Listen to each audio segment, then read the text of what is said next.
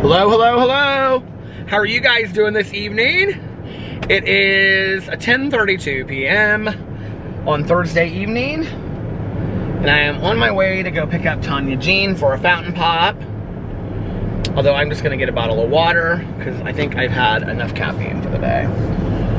I had a coffee while I was vlogging earlier, and then I went to First Watch afterwards and had brunch. And I had like 2 cups of coffee, and then I also had that tea, that purple haze tea, which was delicious. And then I came home and I took a nap because I was exhausted. I don't know why. So me and the pups laid down for like a really long time. What did I do? I did something after I went to brunch. I got done with brunch about 1:30 or 2. What did I do? Now I can't remember. Oh, I did. I went home, I watched the end of It's a Sin, the last episode. Oh my God, you guys. That show put me through it. So beautifully done. So fantastic. So I watched that and finished It's a Sin, the series. It's really, really good. I highly, highly recommend it, but it is tragic and sad. Beautiful, but tragic and sad. I mean, there are some really difficult scenes, and the last episode, it was like the hardest episode to watch. So, yeah, I watched that, and then I took a nap with the dogs from like, I set my alarm for 5, but I ended up sleeping till 6. I know. I was so comfy, and it was kind of raining off and on, and we were just so comfy in the bed. So anyway, and then we had dinner plans tonight with Melissa and Jason at 8:30, and Alex worked till about, he got off a little bit earlier, but he was supposed to not get done till about 8-ish, and he ended up getting done about 7:45. So anyway, I got up and I went and I filmed a review video at Taco Bell, and then I came home and I filmed a drama video. It's because it's 10:30 at this point, and I just got the thumbnail and stuff up on it. I'm not gonna post it until tomorrow. It's just so late, I'll just post it tomorrow. So I got that for tomorrow. And I filmed that and I was trying to upload it on my phone, and then it wasn't gonna get done in time for me to leave and be at dinner in time. So I just started uploading it on the computer, and then when I came home it was done. So yeah, and went to dinner, went to Cheesecake Factory with Melissa and Jason and Alex. I had the Impossible Burger with fries. I was gonna get, they have like this vegan Cobb salad. I almost got that.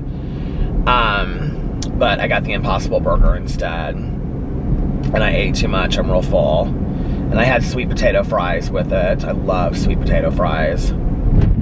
I know a lot of people don't like sweet potato fries, but I really, really like them. It looks like my head is just kind of floating in place right now, doesn't it? So anyway, yeah, and we had fun, and we just kind of like caught up and talked about stuff, and I love them so much. It's so nice having like we have like several couples that we do stuff with regularly, but like to have like that one main couple that you guys like, you know, do everything together with and know everything about, it's like really nice to have that. So yeah, and then Tanya had called me earlier today, and she was like, do you want to come over and do the emotional sobriety meeting? Because we like listen to it at our office sometimes, and we haven't gotten together for like the last 2 weeks because last week she just wanted to listen to it from home. Or was it the week before? There was like 1 week she was not going to listen to it. I can't remember what it was. Something was going on. 1 week was Eric, her husband's birthday. 1 week was her husband Eric's birthday. Eric, her husband's birthday. Then 1 week she just wasn't going to listen to it, and then 1 week she planned to listen to it, but she didn't want to listen to it go into the kennel. She just wanted to listen to it at home. So this week she called me, or today she called me, and she's like, do you want to come over and listen to it together at the kennel? And I was like, oh my God, I totally forgot tonight's Thursday. I said I made plans to go out to dinner with Melissa and Jason. And so she was like, okay, well, we'll just get together afterwards. So anyway, getting together with her now. I'm going to see her. She'll probably tell me all about it, the lead. I'm sure it was fantastic. I told her, I said, the one night that I missed, because I've like listened to all of them. Since I started going to it, I've listened to almost every lead. I said, since I'm missing tonight, I'm sure it'll be like a fantastic one. Last week's was really good, but they're all really good in different kinds of ways. I just like take away so much from them. And then I also talked to Valerie on the phone. I feel like I've talked to a lot of people on the phone today. It stopped raining finally. It was raining like crazy earlier. Oh man.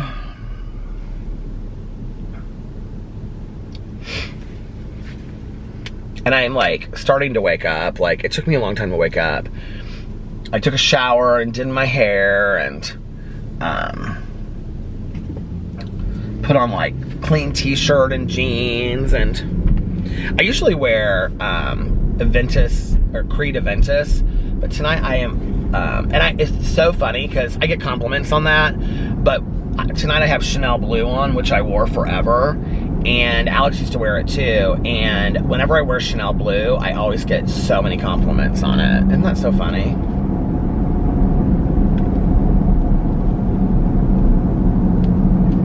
Oh man. So yeah, so that's about the life, and that's about it. And tomorrow, I don't really have a bunch of stuff to do tomorrow. I feel like I just vlogged. Isn't that so weird? I need to make sure that I have all the tax stuff together, because Saturday I'm meeting with her in the afternoon. I keep on thinking it's like early on a Saturday I'm meeting with her, but I'm meeting with her in the afternoon. And so I need to make sure I have all that stuff together and ready to go. And I'm like so weirdly organized about all that stuff. So tomorrow I have to do that. And I mean, it's already put together and organized. I just have to make sure that we have everything that I need going in there. And then, what else? I can't think of what else. We might be going over, what is going on? This guy is like, he's got his turn signal on, but he's like in the lane going forward. I don't know what's going on here. He's in this big Cadillac Escalade. We might be going over to Caroline's on Sunday, maybe. We'll have to see. Well, I talked to Caroline today, so we haven't seen her in a while. They just got back from Florida a little while ago. She and her husband and her son went down there to, my aunt and uncle had a place in Florida, like a timeshare, and they go down there, I think, twice a year. So they just went for a little while. Yeah, that's about it. Oh man, I don't really know.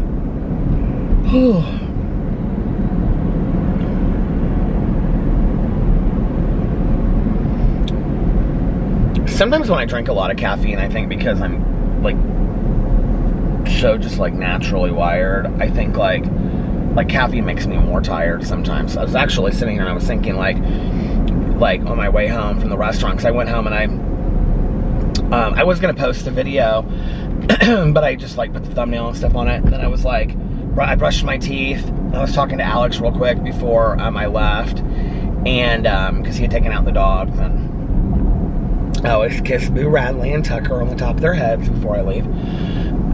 So anyway, I was saying, what was I saying?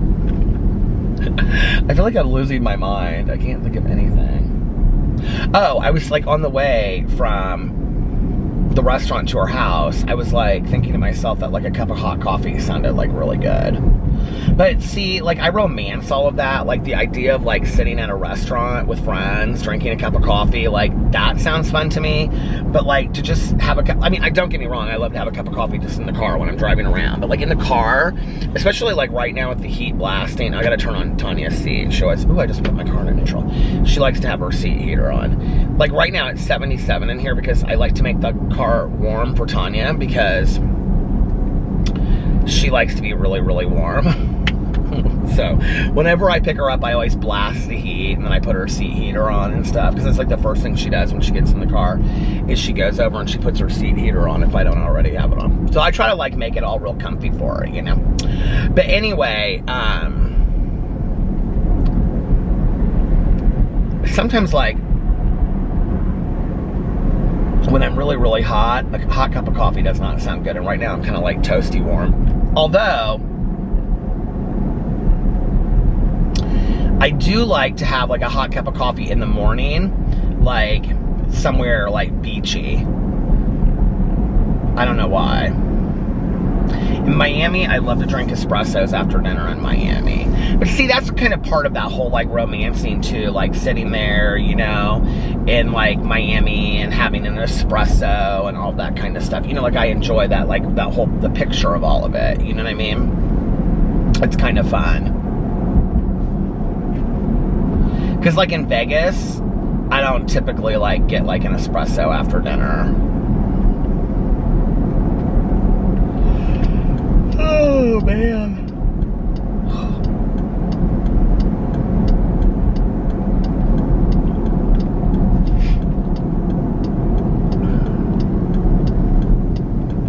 In Mexico though, I would always get like a cup of coffee. Well, sometimes I would get like a Diet Coke, but I would get a cup of hot coffee after dinner sometimes. So, all right, I'm gonna go pick up Tanya Jean. Now I'm gonna tell you, I'm not gonna vlog for a really long time tonight, because between you and I, like vlogging earlier today and like getting up later and doing the videos and stuff like that, I kind of feel like I've been like filming all day today.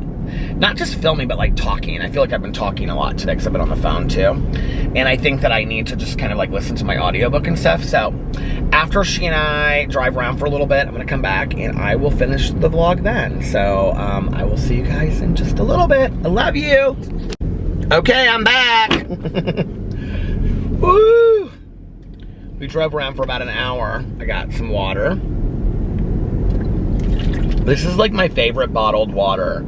It's a Smart Water, pH, alkaline water or whatever. Alkaline 9+ pH. It's like my favorite bottled water. I was showing it to Tanya.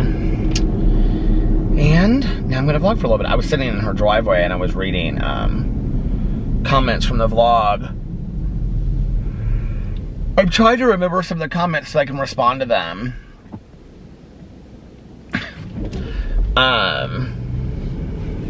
Somebody asked me on there, Lee, I think, she said, "Are you mad at me?" Why would I be mad at you? I don't know why I would be mad at you. No, I'm not mad at you. And then, but somebody tweeted that to me the other day too. So maybe it was you that tweeted that to me.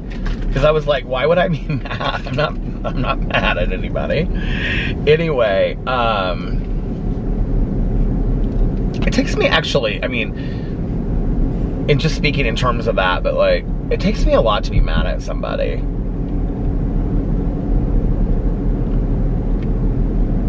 I think it's partly because like I don't have a lot of people in my life, you know? And so the people that I do have in my life, we are conversationalists.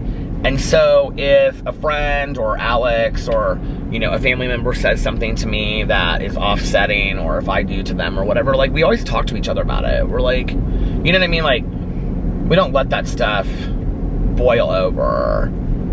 I just do not like to live today in any kind of like anger or negativity or resentment or grudge holding. So if somebody says something to me and I'm kind of like, I don't really understand it or it hurts my feelings, I'll be like, that kind of hurts my feelings. Can you explain to me why you said that? You know? And then they'll say, yeah, sure. It's like, you know, whatever. So I don't really, not very often do I get hurt feelings over stuff though, you know? But I also think it's because of like the small kind of groups, you know, that I have. It's not like I have tons of people in my life. I think I've gotten my feelings hurt in the past more over people that I don't really know very well than in close friends of mine.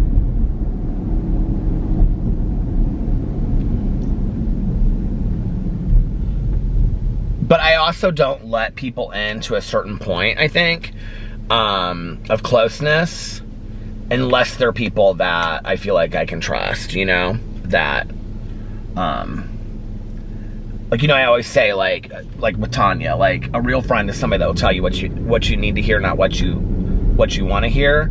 But, like, Tanya and I, even though we tell each other what we need to hear, and we're honest with each other about things, we don't say it in a cutthroat way, you know? I mean, I think, and that's definitely one thing that I've learned in the last couple years, is, it's not always what I say, it's also my tone and how I deliver things that I have to say, and it's the same with other people, you know? It's like, when people start, you know, like, coming at me with real, like, you know, angry language and stuff, I kind of turn off real quick. I'm like, like, I don't like that, you know? But I think also something that's happened to me in the last couple years is that I don't allow people to talk down to me, like, in a really horrible way. So, I'm trying to think of an example where it's happened, and I can't even really remember. But I think if that happened today, I'm not talking about YouTube stuff, I'm talking about in my personal life. If that happened to me today, I probably would, I honestly cannot even remember the last time that it's happened. I mean, it's been years. But if somebody, I'm like really like thinking through my head.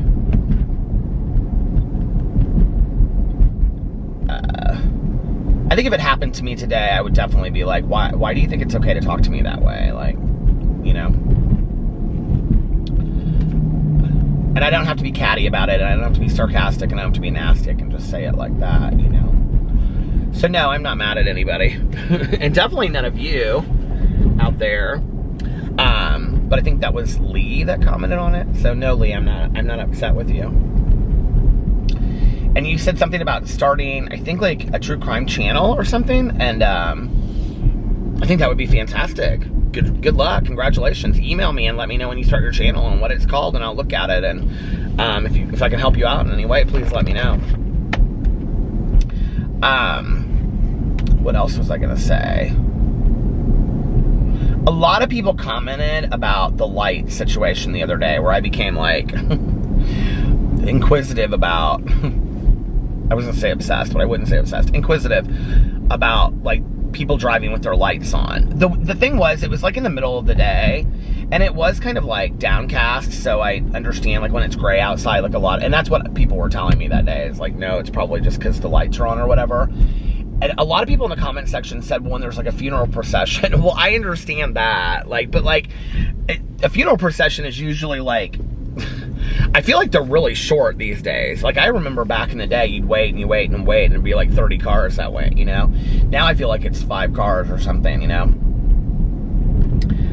But this wasn't just one line. This was like everywhere I went. And maybe it's just because I don't pay attention usually, and that day, because I was vlogging and I was kind of just thinking about things, that I was looking and I was like paying attention to like all the lights being on. But when I said that, like, people putting their lights on in solidarity, I swear, because a couple people were like, there was like one comment that said that you were confused when I said that, and then somebody responded to that comment and said, same, I didn't understand it. I don't know of an example to give you, but I feel like, let me give you an example, and this is something where I remember it. Like, maybe like if like a president would pass, or like when the bombing in France happened, I feel like that was a situation where I thought I remembered people having their lights on in their car like that day. And that's what I meant by like a sign of solidarity, like in recognition of like support. You know, like how like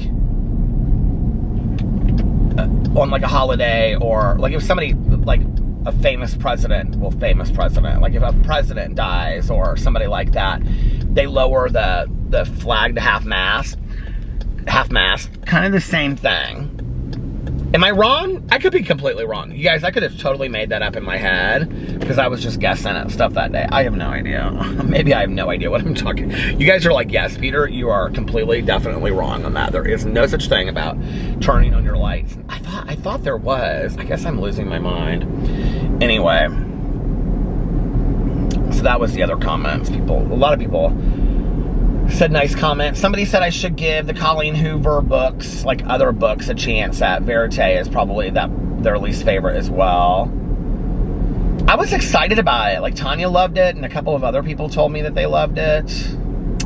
See, other comments. Somebody asked me if do I just watch like true crime and like drama, like series and things like that on, Netflix? Do I ever watch like half-an-hour sitcoms?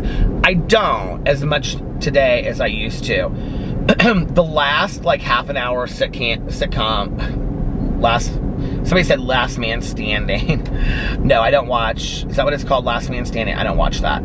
The last sitcom that was like a half an hour that I watched was Schitt's Creek. I watched that last year. I watched all the seasons back to back.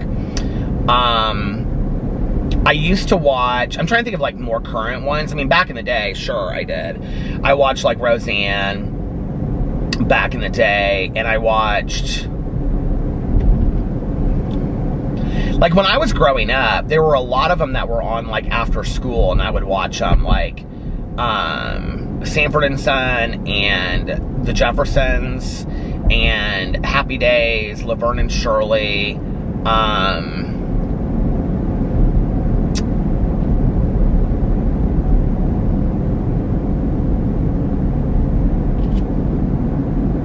All in the Family. Those were like when I was like really young. I remember those shows being on. And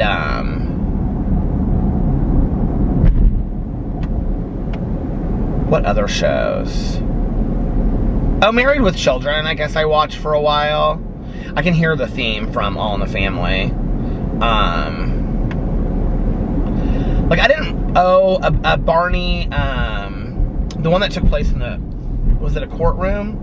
Barney. Well, Andy Griffith I watched. See, these are like when I was really young. I can remember, I don't know if I necessarily watched them. I just remember turning on the TV and they were on. And they were repeats, from like, or reruns from like years before. The Andy Griffith Show. Barney. God, what was the Barney Show? My dad loved that show. I did watch Night Court sometimes. Taxi. I can remember my mom watched Taxi. I feel like that was a little bit before my time, though. I mean, all those shows that I'm talking about are like way before my time. But a lot of those shows that I was talking about, like, they would show like from 3 to 5 in the afternoon on like local access television. And I would watch them because if I was like inside watching TV, there wasn't really anything else on TV until like I got into high school, and then like Oprah. But I feel like Oprah came out like maybe my junior or sophomore year. Well, I mean, she probably came out before that. I watched talk shows sometimes, but I didn't watch as many talk shows back then as I did watch the reruns like later.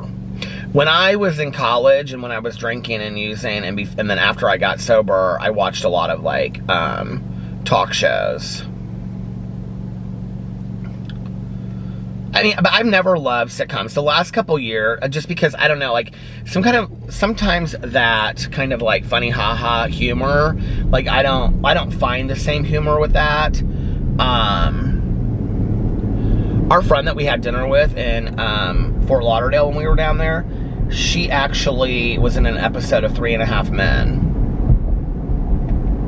Or 3.5 Dads, or whatever that show is called, with Charlie Sheen. And John Cryer, I think, is in that. Three Men and a Baby. That was the movie. 3 Men and a Baby. Did you guys ever hear about that? That there's supposed to be a ghost in that movie? Did you guys know that?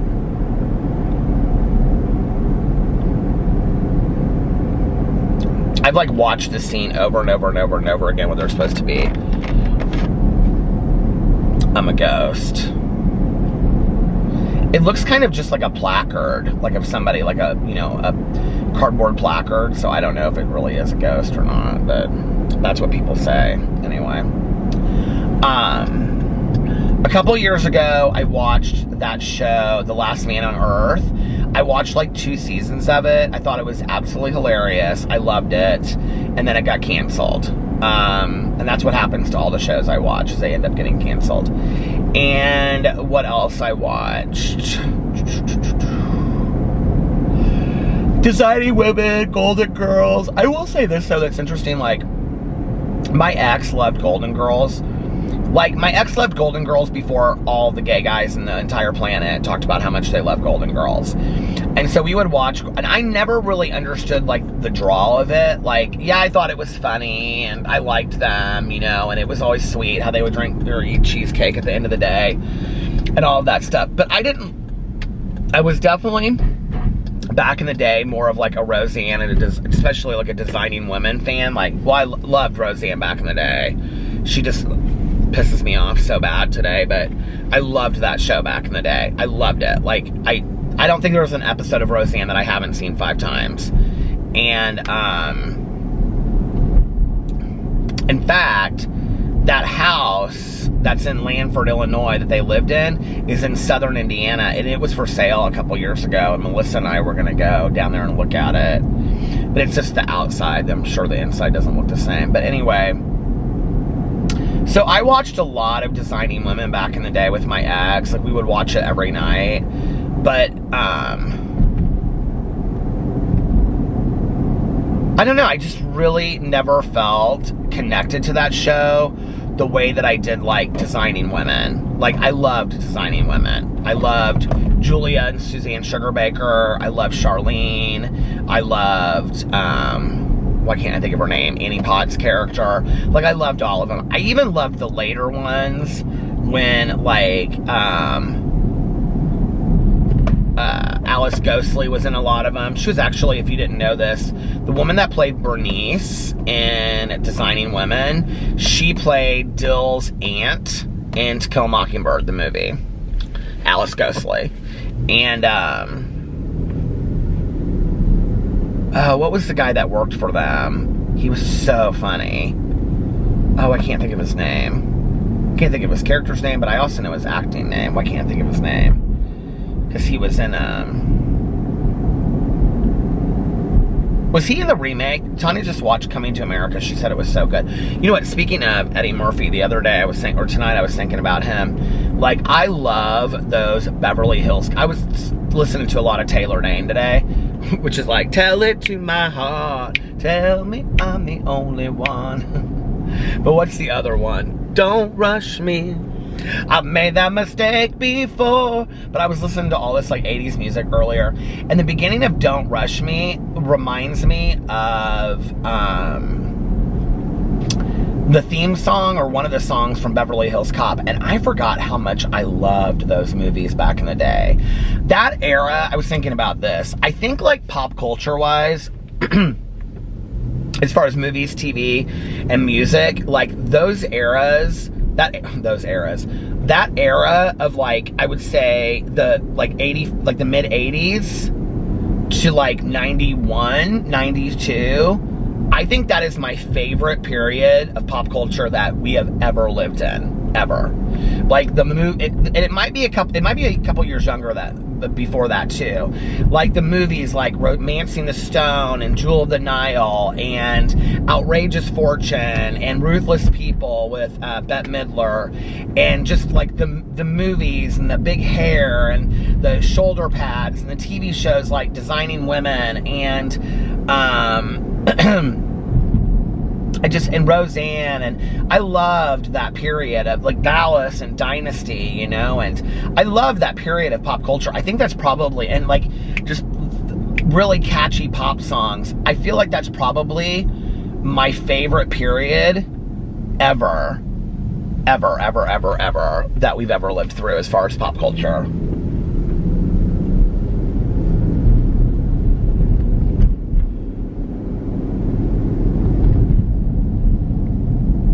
It's different today. I don't really know how to explain it. Like, I'm not saying that I don't still enjoy pop culture that happens today, but so much of it seems so contrived and so phony to me.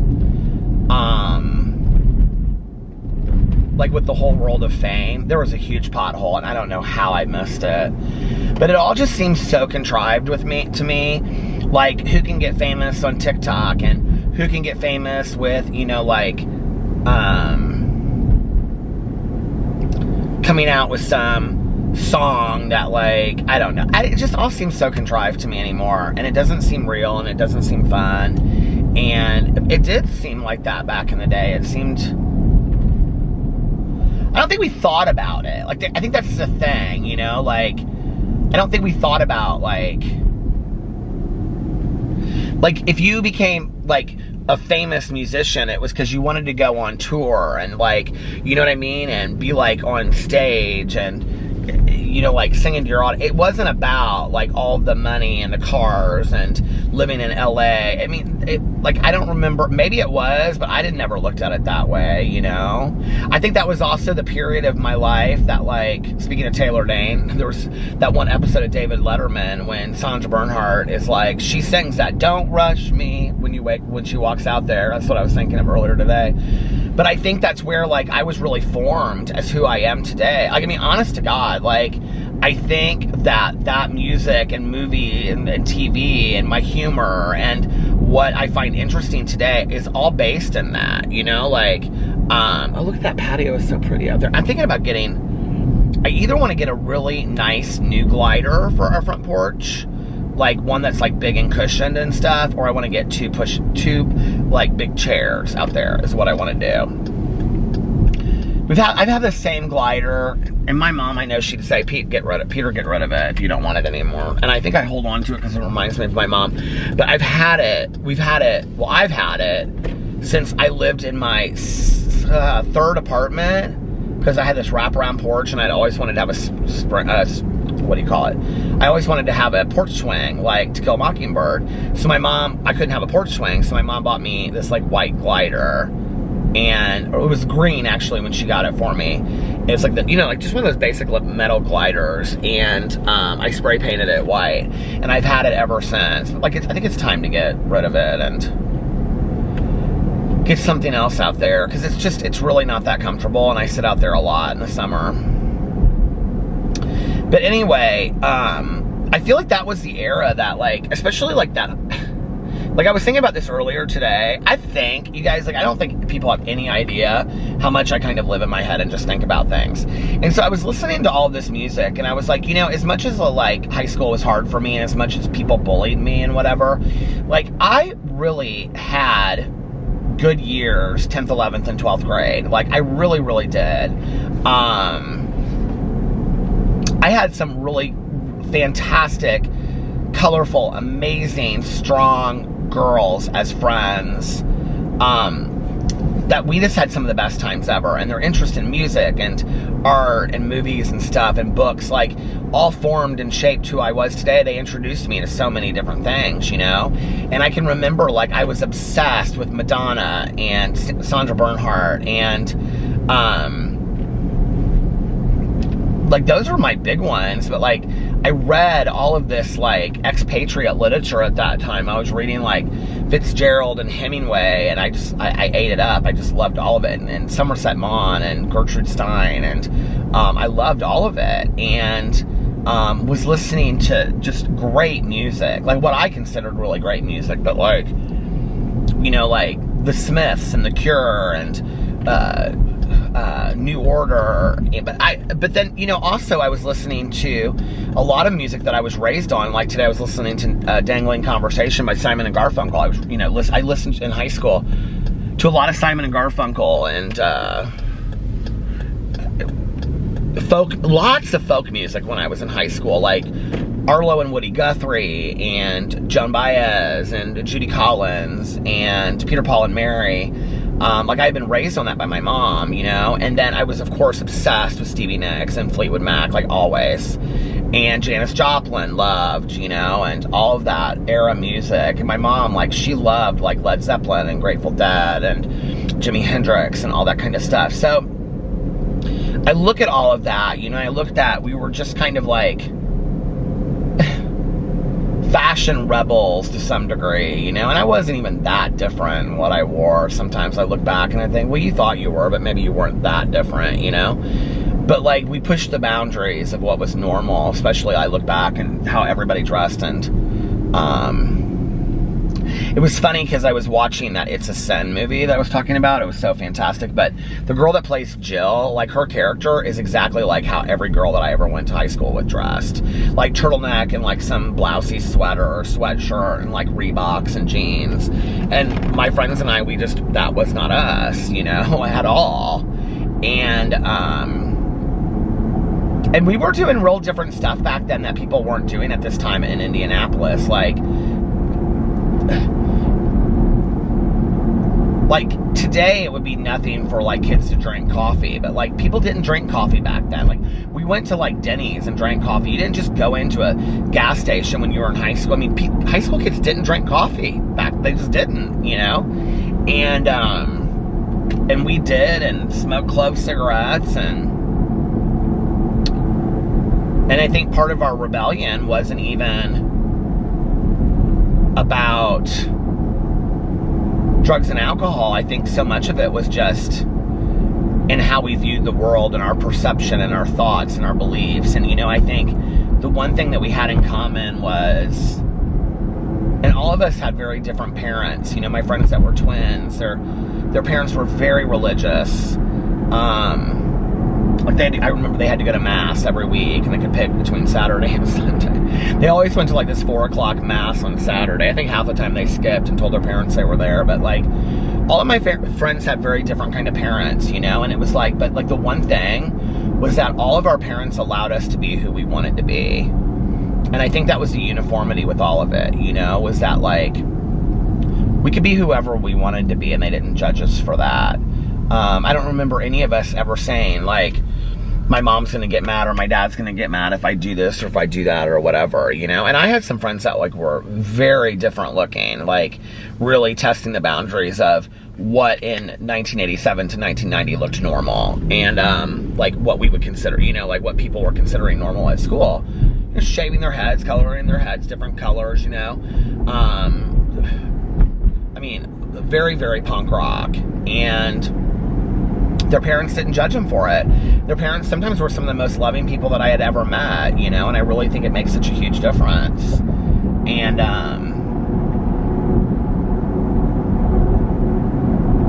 don't know, it's definitely a period that I've missed, or that I miss, and I think that's why I sometimes like go back and reflect on that so much with music and things like that. My friend back in the day, she's one of the twins that I was friends with. She lives in Washington. They were, both of them, one is a naturopathic physician and the other one is a Waldorf teacher. And one of them, well, they both, like, they were very punk rock in high school, and then when they moved to IU, they became like complete hippies overnight. And still kind of are to this day. And one of them lives in like communal living. And they're very, my other friend, like her sister, traveled with the Grateful Dead, like followed the Grateful Dead for a long time. And just fantastically different. From each other, but also from everyone else, and really taught me to follow the beat of my own drum. And I remember at the time that I was getting ready to write my book, she and I were speaking a lot. Like, she was actually the one that told me about Goodreads. I had no idea. I was like, what is Goodreads? She's like, you're not on Goodreads? And I was like, no. She was the one that told me about Goodreads. And so I was telling her the idea for my book, and what's so funny about my book is that in the book, there's a love, you know, it's instant romance, and it's about Danny, whose identical twin is killed in a car accident, which probably has more to do with me talking to her at the time than I realized, because where I came up with the twin, I didn't want him to be an only child like me, but I also didn't want there to be a competing, like, sibling in the book that would take away attention from him in the book. So I made him a twin, and the twin had passed away. And I really wanted him to go, because Alex had said to me, why don't you take your grief from your mom and put it into this book as a cathartic process, which a lot of it was for me. But I remember when I was talking to her, and I had actually wrote the quote that the uncle writes in the book at the beginning, and it's like it's a quote from his book, which is called Suburban Wasteland. So the mom's best friend, who he calls his uncle, is like a world famous writer that wrote this book called Suburban Wasteland that went like viral, and it was like sold through, like passed around through zines, like, you know, do you guys know what zines are? Like homemade magazines. People used to do them back in the day a lot more. People still do them today, but and then it got turned into a book, and the book went like super, super famous, right? So the quote from the book referenced just like this group of freaks, which she was the one that had said, like, we were just such a group of freaks in high school. She was like, you know, it was like, you know, the punk rocker. It was like really kind of like Breakfast Kid to some degree, or Breakfast Club to some degree. It was like, you know, you had the punk rocker, and you had this, and you had that, and she like listed them all off when we were talking, and she was like, and I think that it was our freakiness I mean, it would be like the freaks version of Breakfast Club, and freak in a positive, happy way, not in a negative way. I mean, she and I, we didn't use that word in a bad way back in the day, you know what I mean? And she was like, why don't you write a book about all of us? And I really thought about it. So what I had thought about doing when I wrote that book was I thought about actually writing Suburban Wasteland. That was the book that's referenced in that book. Because I like the idea of writing it from the uncle's point of view as me, if that makes sense.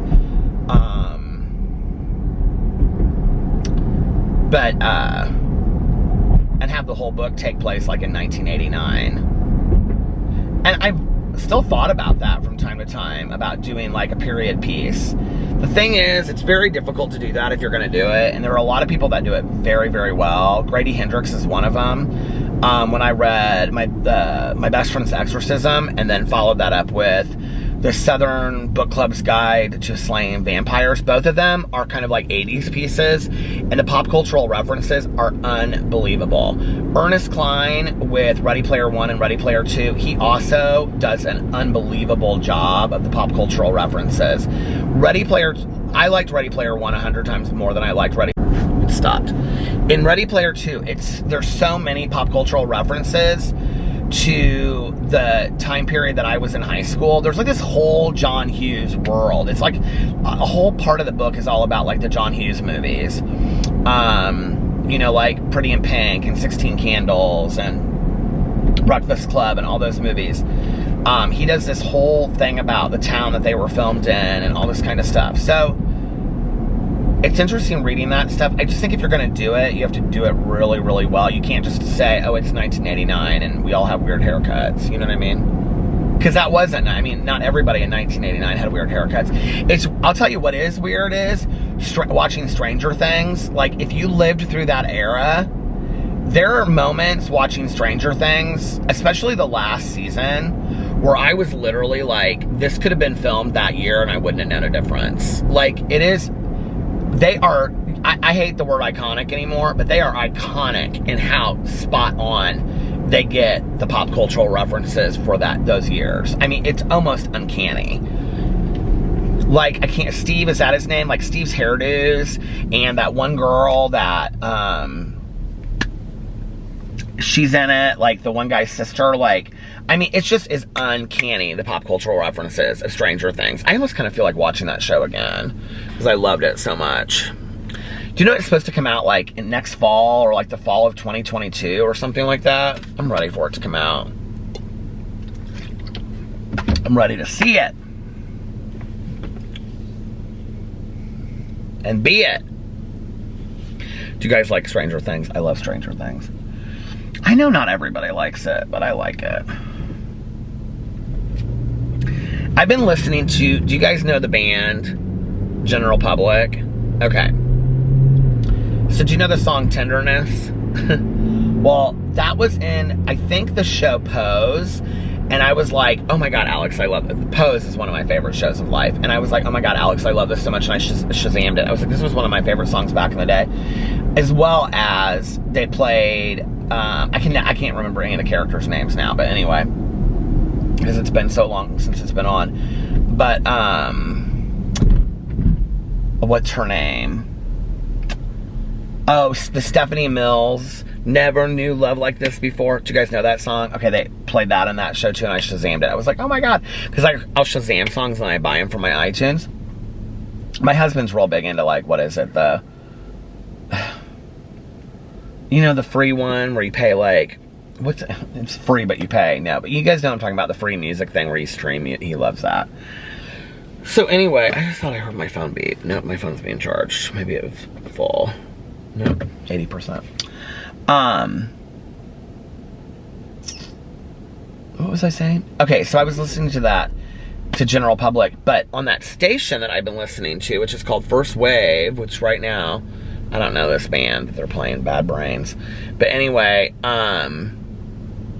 they were playing this General Public song called Never You Done That. Never You Do That, or Never You Done That, or something. And I was like, I forgot about this song. Like, I remember hearing it, like, back in the day. Not all the time, but, like, I can remember it. And I was like, oh my God, I love this song, and I downloaded it. I've literally listened to that song nonstop with Taylor Dane today. Oh, and I also downloaded, because I was thinking about this song too, that Sophie B. Hawkins song, Damn, I Wish I Was Your Lover. This is how it started today. So I was just thinking about back in the day anyway.